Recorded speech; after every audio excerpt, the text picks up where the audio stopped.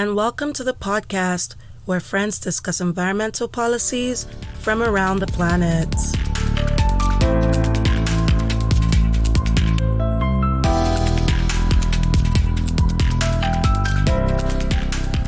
Hey guys, we are back with our second series. Yes! I'm Ajwa, and I'm joined here with Ala.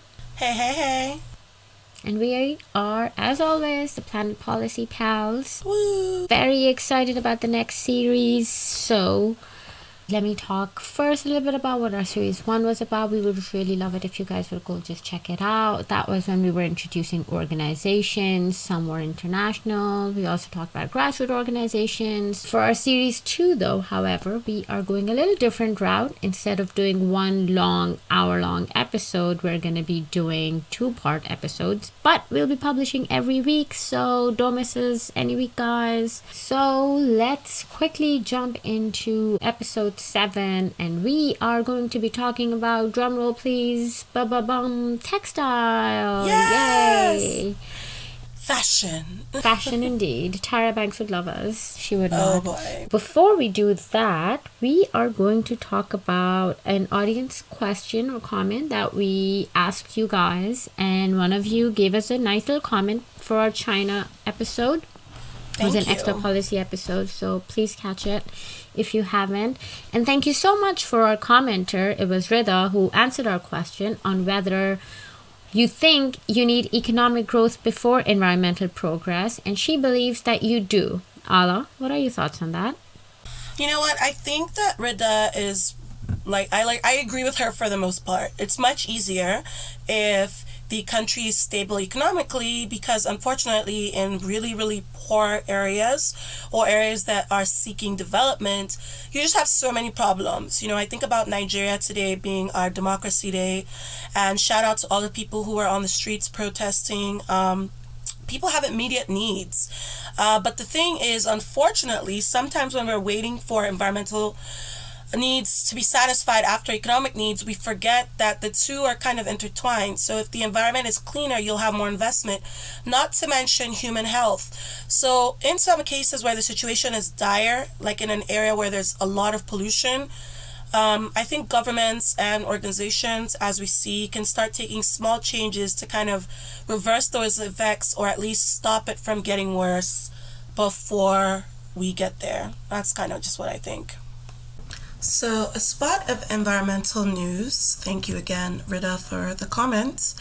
A spot of environmental news that I found pretty exciting is this company in China called Step, I'm not really sure how to say it, made a new environmentally friendly product, a polylactic acid t-shirt. Polylactic acid, aka PLA, is mainly extracted from corn, straw, and other starch-containing crops and transformed into a fiber after spinning. Clothes made from PLA fiber, if buried in a specific environment, can be degraded naturally within 1 year. Yeah, I think it's pretty cool. I'm really excited about this development. So a lot of what we wear, and we're going to talk about this more during the episode, are synthetic materials, which are cheap to make.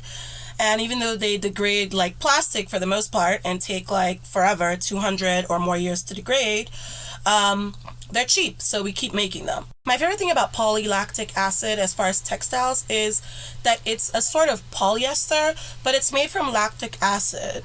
And technically, according to IUPAC, not to get too nerdy on you, it's considered a polyester, okay, with the organic chemistry. Girl, do not remind me brown days. Oh my god, I hated that man. But yeah, yep. So it's kind of like that, and like you said, it can be found in starches, and in Asia they mostly use tapioca. But I think that transferring that to the US and starting to use it in clothing, right, that could help us use a lot of this extra corn that our huge agri-businesses are kind of, overproducing. And it has so many applications. It's been used more. It started being used in medicine for a while, like starting in the 1930s, and now they started using it in bioplastics, like in cups and plates and such. And the cool thing about it, I mean, beyond the fact that you can degrade it, is that it's a thermoplastic. And so it liquefies in certain temperatures. And that's why in the news thing you read, it said specific environments. It does have to degrade in kind of warm areas so that it can degrade really quickly, or you could just bury it, and if you bury it enough, like compost, like heat will develop, that sort of thing. And since we get it from plants, like plants consume CO2, and it's just a less energy intensive form of material. So it's kind of cool to see it in fashion. The only thing that worries me is I don't want this to become some kind of excuse where we see like the big boom we've had with other type of materials, and then they start like over planting crops in ways that aren't sustainable. I think we talked a little about sustainable agriculture in episode 3, so you can check that out. But I am intrigued by how they manipulated this material to make it into a clothing fiber. I think that's pretty cool for a chemical or technological advancement. So I'm pretty excited about it. Yeah, in fact, like, I mean, to be fair, there's like a lot of alternative fabrics. Like, the whole idea about hemp industry, girl. I'm actually really excited about this one too. So how like we've always wanted to buy stuff, but recently, like now it's not just buying stuff, and it's not even like back in the day it was like, yeah, whatever people around you are wearing, you would just wear. But because we have such a massive social media world now where everybody, like, you can see what somebody in the corner of the other side of the world is doing. And like, if that's something that's cool, everybody around the world is going to be doing that. So it's like kind of like textiles and fashion has become sort of a symbol of status, like where you have to buy the newest thing. It can be electronics, it's clothes, it's trends, it's challenges that people are doing. But the one around the fashion industry is the most worrying. Did you know that according to the United Nations, the total carbon emissions of the fashion industry, it exceeds those of all international flights and shipping combined? That's crazy. Yeah, so it essentially accounts for like 10% of global carbon emissions, thus making it the second most polluting industry, only after the oil industry. Wow. That's a lot, because I mean, we're always coming for oil, and we're always coming for my good friend meat, even though I know like there's problems there, but we rarely ever come for fashion. Yeah, it's just because there's such big players in the market, and like, like, let's be real, as long as something is making profit to people, they're not going to give it up, and it's stupid of you to even expect them to. That's why I do think the responsibility lies with the person in the place of power. I agree with you. Not to mention, like you said, clothes have, I think, like since Victorian times almost, but now even more, clothes represent like, status in society. Like, people see what you wear and it makes a difference. We judge people by how they look a lot. Like, every human being does that, almost hardwired into our brains. So how we dress has become so important to us. But it's not even just like how we dress. It's about like, oh, you must have the G of that Gucci on your belt. It doesn't matter if it's actually coming from actual Gucci. You just want to follow the trends, so you will buy all this. So that obviously brings us into fast fashion, right? It's about buying the most amount. It doesn't matter for quality. We don't like, quality is a thing of the past, especially when it comes to fashion. When we talk about sustainable development, we obviously have to talk about textile, because it is heavily hindered by like the corporate ventures that are currently going around fast fashion. Right. Like, textile production alone creates 1.2 billion tons of greenhouse gases emissions annually. That's a lot. Like, that's a fucking lot. Yeah, like the entire process of fast fashion, like, it creates a really heavy environmental damage. And it initially begins like, the industry uses polyester, like it's like it's sugar. Yeah. And polyester is made from petroleum, which means it requires twice as much energy than like its sustainable counterpart, which is cotton. And so far, it is estimated that 706 billion kilograms of greenhouse gas was from the production of polyester in 2015 alone. That's a lot for 1 year. And imagine how things have changed since 2015. That's like 6 years ago. Exactly. So honestly, like, fast fashion, I think, is a very real problem to address. What are your thoughts on this, Ala? Okay, I'm gonna keep it 100 with you. Like, I know we're gonna talk in detail about, how the fashion industry is damaging our earth, and really just textile production in general. But since 1975, the global production of textile fibers has almost tripled. Oh So, wow. yeah, what you have is like 107 million metric tons were produced of just fabric in 2018. And we're expected to reach 145 million by 2030. That's a lot. Oh wow, that is a lot. Yeah, I mean, I'm not like a big fashion girl. Like, sure, I like to look nice, but I'm not one to hoard clothes. And shout out to my mom. She always listens to this podcast, so she's gonna hear the shout out. But ever since we were little, she would do this thing where like we only bought like a bunch of new clothes like twice a year. Not because we couldn't afford it, but we really didn't like shopping. It was like dragging us there. Well, I didn't. But every time we would buy new clothes, before we would go, you had to empty out your closet of old clothes for donation. And she always made sure we were emptying out our closet, at least giving out some things that were still like good quality, that people could use. So Yeah. instead of us piling them on. And that's just a habit that I've kept with me my whole life. That's so just cute, That's such Yeah. a nice little thing to. I think like these kind of practices that we learn growing up, we kind of like keep up with, especially when it comes to sustainability. Right, exactly. Not to mention, like, apart from the fact that we're becoming clothes hoarders, there's also the issue of carbon leakage. You know what I mean? Like indirect emissions. Because once countries tighten regulations on how you can produce materials and what kind of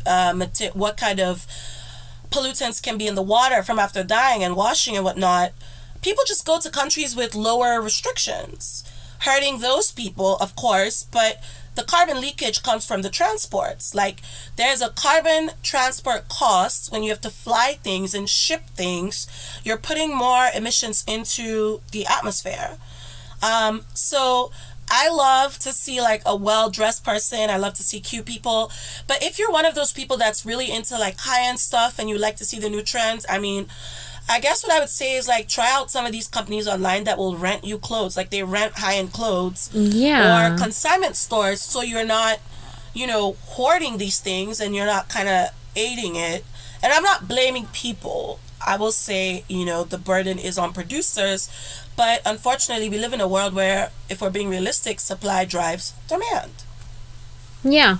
No, I completely agree. Honestly, I know this is like a free kind of advertisement that I'm giving to these people, but there's a service my friend has been using for years, and I absolutely love it.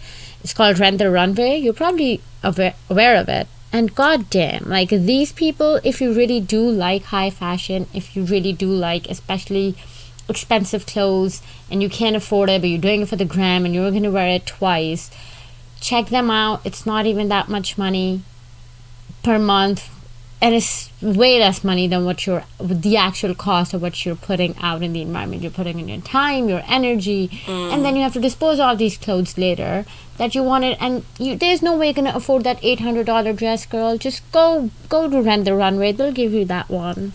100% agree. I love this. Definitely worth checking out. Yeah, it definitely is. Okay, let's talk about the history of textile and, of course, where this boom comes from. Well, as we all know, Industrial Revolution happened back in the 1700s, and one of the main industries that actually benefited from that revolution was obviously the textile industry. Before that, it was actually just based on cottage industry, which is like a method of production, which is simply put, is that the cottage industry refers to a period of time in which goods for sale were produced on a very small scale. I didn't know it was called that. Yeah, they were usually like, it's like kind of like demand supply. Just you tell somebody you need two frocks will be done for you by the evening, right? Like it's not like, oh, I'm just gonna go to the store and buy two frocks. There's not just gonna be two frocks sitting for you to buy.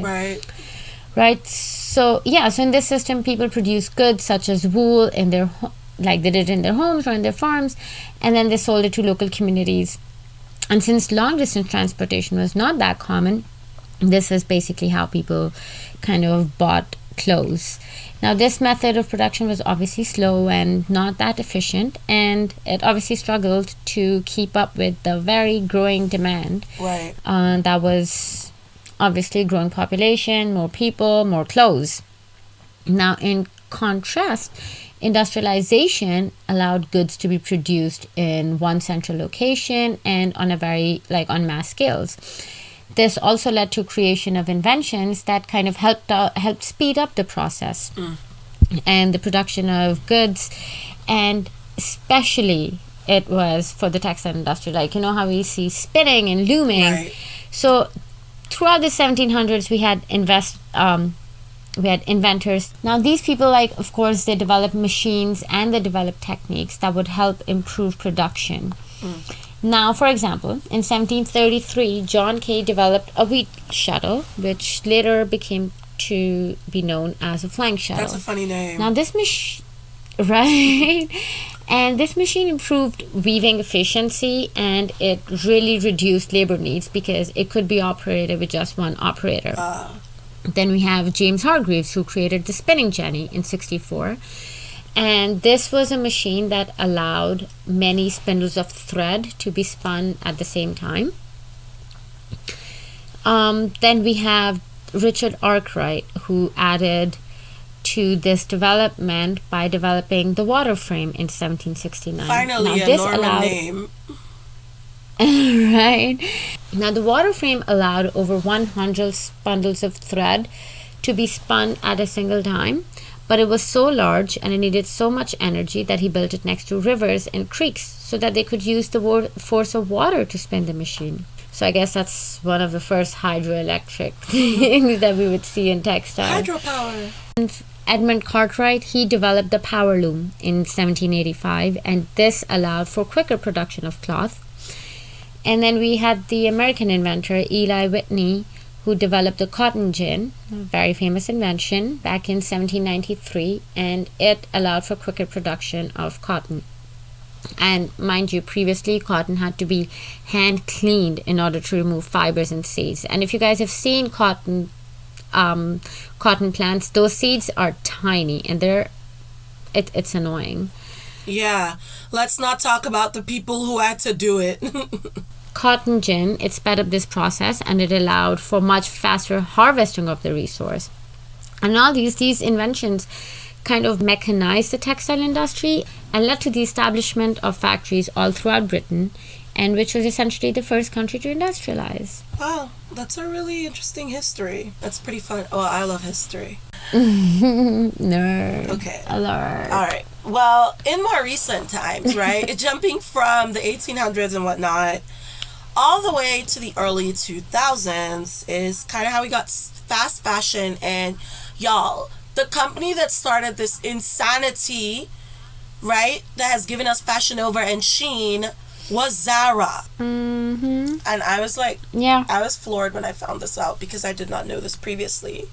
But again, yeah, I was trying to do 12 lines in a year, summer line, spring line, fall line, back to school line, back to college line, back to home line. Damn, go to sleep those people. line. It was crazy, yeah. It was terrible because they wanted to compete with H&M. They still wanted to be high fashion or whatever, but they wanted to compete with companies like H&M. So they were like, all right, we have to really up production. And like you said, they started putting out all these lines, which meant that whereas clothes used to take you a couple weeks to even a month to get out, they were producing clothes and getting it to people with 10 to 15 days. You know what I mean? They were the people who started this thing of you can get your clothes delivered or in the store so quickly. It was Zara. All the credit goes to Zara. Yeah. So if anybody ever said Zara did not do enough for textiles, show them the GHGs of textile. Those greenhouse gas emissions, guys. Just, it's... Yeah. Anyway. So... But when you talk about textile, obviously we cannot ignore AI technology, which is artificial intelligence, and how it has kind of revolutionized the industry in itself. Side notes, this podcast is secretly sponsored by Elon Musk.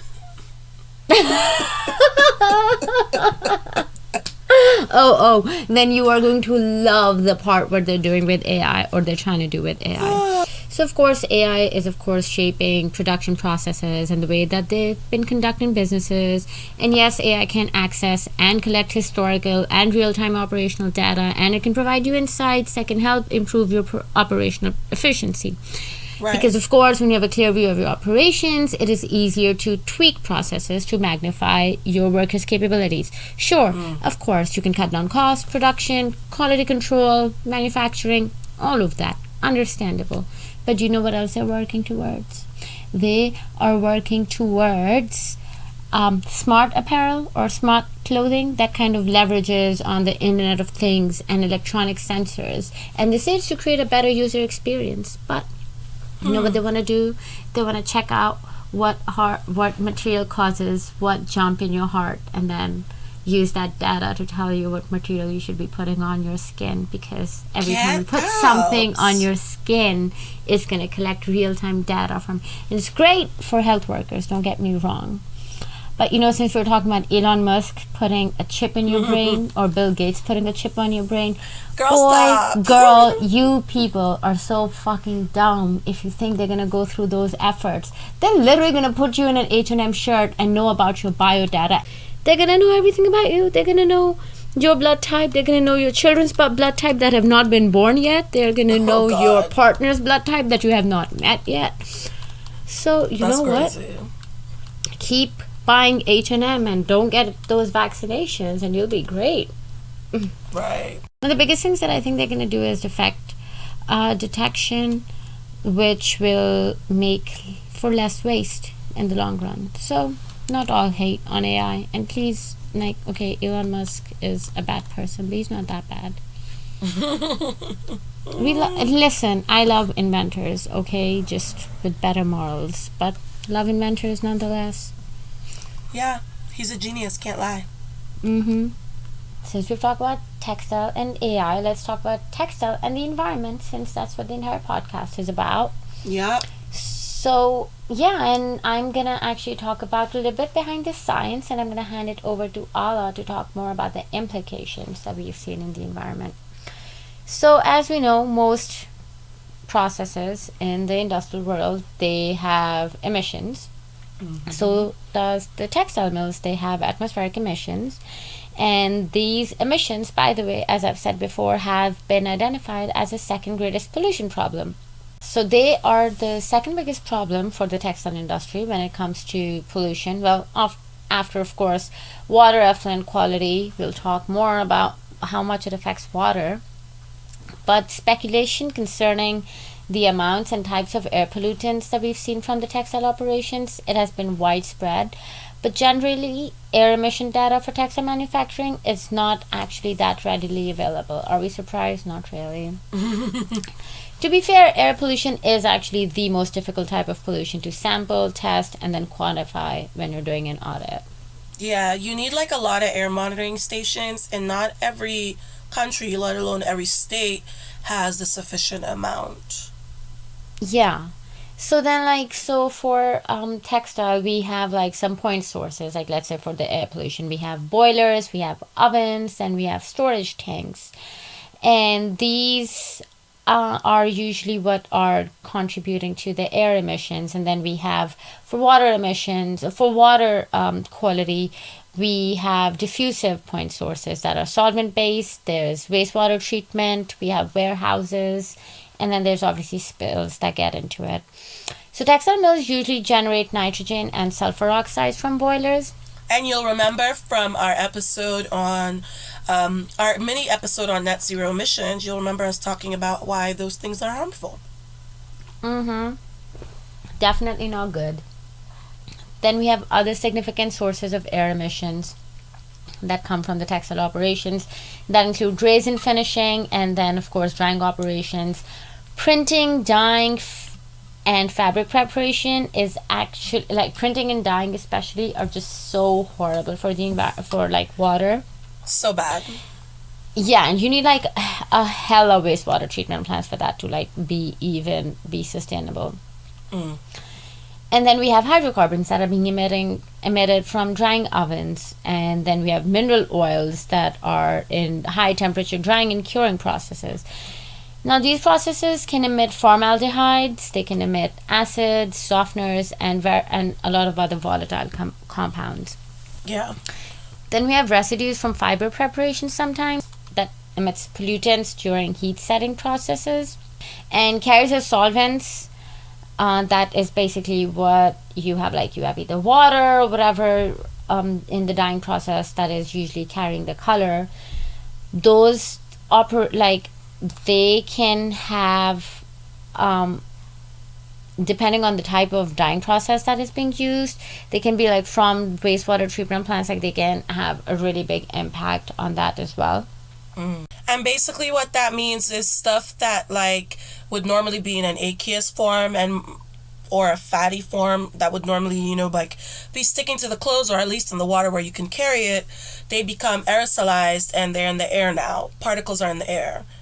And volatile organic carbons are a very pressing problem with air pollution. It's stuff you want to get out because you don't want that getting into people's lungs, basically. And in textiles, we have acetic acid and formaldehydes that are actually the two biggest concerns emissions in textiles. Yeah, and formaldehyde can have some terrible effects on your health in general. Since it's transmitted when you breathe it in, like it's really easy to just breathe in formaldehyde. That's why it's so dangerous. Like it's not great for you, but the fact that you can breathe it in and it can cause that much damage without you ingesting it orally is what makes it such a big problem. These are all great points of like some of the damaging aspects if we're talking about it from a scientific standpoint, and I'm just gonna give a little like facts of what's going on a big picture scale. So like Audra said, the fashion industry comprises about 10% of total global emissions, right? Like Audra said. But the thing is, the textile manufacturing emissions are projected to skyrocket by 60% in 2030. So they're already a big problem, and we're expecting to see a 60% increase. They also emit like 6.7% of total greenhouse gas emissions. So if you think of all the Kyoto Protocol gases that we talked about on our climate change extra policy net zero episode, like all of these are part of greenhouse gas emissions. So yeah. These are a problem. So it's not just like global carbon emissions, which you're thinking about carbon dioxide and carbon monoxide, but you're also now including like the methanes and the nitrous oxides and all the other bad stuff. The biggest driver of this pollution is the dyeing and the finishing because of the amount of water it consumes. Yeah, like you said. But also because of the little bits of fiber that come off when they wash all this stuff. Up to 500,000 tons of microfibers are left in our waterways, oceans, and all that. And that's like 50 billion plastic bottles. Wow. Yeah, from this process. And 20% of the wastewater worldwide is from dyeing alone. I'm not actually surprised. Dyeing is such a terrible, terrible process. It is. And I mean, we're going to talk about a company that's trying to change this, but yes, it just takes up too much water. 3,000 liters of water are needed to make one cotton t-shirt. That's just too much. You know what I mean? You don't need to wear the cotton t-shirt. Yeah. And since it's so toxic, it makes it expensive to treat. And that's why you see like companies, one of the reasons that companies will go to countries where there's laxer restrictions so they can just dump the water instead of treating it, which sucks, but that's just kind of the truth. It's cheaper for them. Speaking of cheap, think about that Zara story of how they started making like 15 billion lines or whatever. We are making clothes with materials that do not degrade easily, which is why we talked about that polylactic acid t-shirt. That's a real change. So we're using cheaper materials like polyester, and like Audra said, they use up a ton of petroleum, not to mention the fact that they're just not as easy to recycle. Not at all. Yeah. In fact, the EPA estimates that in 2017, of the 16.9 million tons of textile waste that we made in the U.S., only 15.2% of that was recycled. Oh, wow. Yeah, you're ending up with like 11.2 million tons of textile waste in landfills. And then it's a very intensive, like energy intensive process. It takes around 342 million barrels of oil every year to meet the demand for plastic plate-based fibers like polyester. And it's just crazy all around. It really is. So then you think, okay, cotton is more, organic, it's more environmental friendly. It would be, but the problem is most of the cotton that we wear is not organically or sustainably made. So, yeah, like most of the cotton we wear You're not winning here. Just it's grown in like this like mass like big processes that use a ton of pesticides, which are not really great for the environment. And also it's like dyed intensively. It doesn't require as much to dye cotton as it does polyester, but it still uses about 8.2 million tons of varying chemicals globally. And of course, there's companies that use 100% organic cotton, but it's costly, which means that they have to transfer it to consumers. And people gotta eat, man. This is not the economy to be spending money on fancy ass clothes. I hate to say it. So, yeah, you don't see me doing it. I don't even bother with buying clothes. But speaking of that concept, like, like people gotta eat, do you think the blame lies more on big producers or big consumers? What do you think? Okay, so like you said that thing about demand and supply earlier, of course demand drives supply. So while I'm not going to say that it is obviously an individual's choice or an individual's, because again, poor people cannot focus on sustainability. That is why I think the blame or the responsibility lies on the person of power. So I do believe brick producers they do hold some of the blame, but so do big consumers. Like if you're somebody who finds himself shopping like 3 times a month, then you should really consider like what are you buying that you need to continuously shopping. That means that whatever you're buying is not sustaining you. Right? Like the fashion girls are coming for you. Let them come for me, okay? When we talk about fast fashion, the constant provision that we have of new styles at like very low prices, now that has obviously led to a big increase in the quantity of clothes that are being produced and thrown away on a regular basis. You have clothes, footwears, household textiles, and they are responsible for so much water pollution. They're responsible for so much greenhouse gases and these landfills. Just think about this. The average fashion consumer, at least I think this stat is from the US. Yeah, in the US, throws away about 32 kilograms, that is 70 pounds of clothes a year. But anyway, we've complained quite a bit on this episode, and it is valid. But let's talk a little bit about some practices that companies are taking to kind of change this narrative. Some cool companies you guys should check out. So the first one, and my favorite on this list, is Daiku, which Ajra put me onto this actually. It's based in the Netherlands, the country that is getting everything fucking right when it comes to the environment. Yeah, and they've been like for more than 15 years, they've been using CO2 based textile processing for dyeing. So there's no wastewater generated. And so what they do is like they make the CO2 supercritical and they use it as a solvent instead of water. And the thing about CO2 when it's at that high pressure and temperature is it has a higher permeability, so the colors can really get into the clothes. So it kind of saves time as well. Right now, the Ye Group in Thailand uses Daiku machines to produce clothes for Adidas.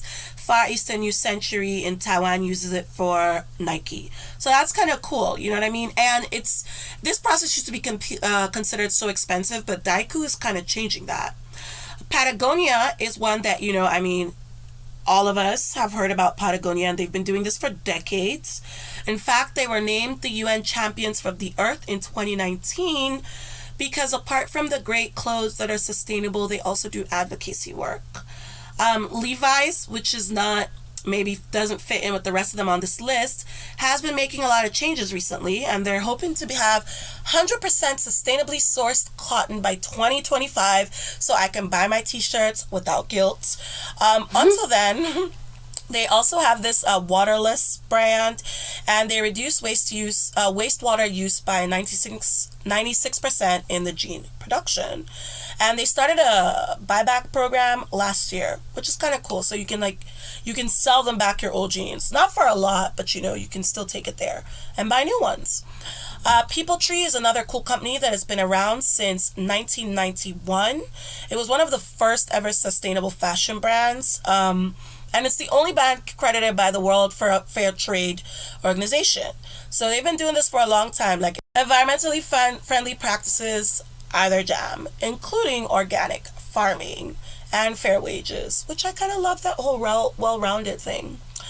H&M, one of the pioneers of fast fashion, is trying to move away from that with this conscious collection that they have. Now, they're not doing it across the board like some of these other companies, but this line is going to use organic cotton and recycled polyester. But they're hoping to only use sustainable sourced materials by 2030.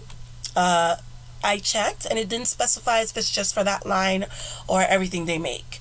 In any case, we have a bunch of links that can direct you to even more companies so you can feel like confident that you're helping. Check out our show notes for those links. That brings us to the end of this episode. Girl, this was so much fun. It was a lot of fun. It really was. So in the next episode, we are going to take a look at the work done by the UNFCCC, Fashion Industry Charter for Climate Action, some of the largest offenders globally as far as like countries and why the situation is the way it is. We will also discuss some sustainable interventions and suggestions by experts in the industry as well as scientists, some of the work that's being done to change this in the fashion industry, that's being done to change this environmental impact of the fashion industry. So you guys look out for episode 8, which drops next week, Monday. Organization shout out real quick. We are shouting out the Global Organic Textile Standard, which was founded by 4 organizations. The Organic Trade Organization in the USA, the organization that I will not say the full name because it's German in Germany, it's called IVN. You can Google that. The Soil Association in the UK, and the Japan Organic Cotton Association in Japan. The IVN and JOCA are textile industry organizations, and the other 2, OTA and Soil Association, are organic agriculture and food organizations. So it's a mixing of 2 different steps in the process to get you your clothes. They try to promote organic textiles, and they have a bunch of people or a bunch of like different brands and stuff that they try to get in on developing processing standards that they all try to live up to. Oh, that's actually pretty cool. So, a question to our audience would be that are there any things that you personally do in your life to help curb your fashion footprint? I know we all have one, and I know we're all working really hard. Mm-hmm. But please do let us know, because we would love to take some ideas. Honestly, yeah. I would. Mm-hmm. Also, if you have any questions, suggestions, any changes that you would like to see, do let us know. We are very eager to listen to you. And that is our show. Check out our website, planetpolicypals.com, for updates and show notes, which Allah will have up, as well as references on everything we talked about today. Email us, leave us a voicemail, rate and review us. You can also now check us out on YouTube, because we are there. That was where we worked on this break, so we're very excited. Please, guys, do check it out. Follow us on Twitter at Planet Policy Pal, Instagram at Planet Policy Pals, and do like our Facebook page. And until then, keep learning, pals.